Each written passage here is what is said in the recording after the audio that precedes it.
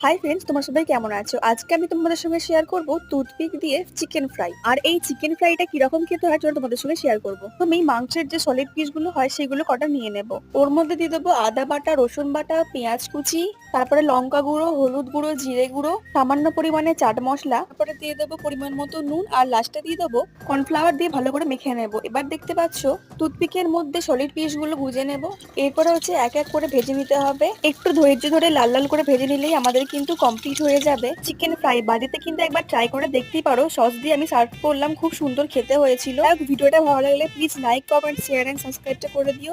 আর হ্যাঁ, লাস্টে কিন্তু কমেন্টে বলে যেও যে কিরকম হয়েছে ভিডিওটা। যাই হোক, টাটা। আজকের মতো অন্যদিন আবার দেখা হবে। টাটা।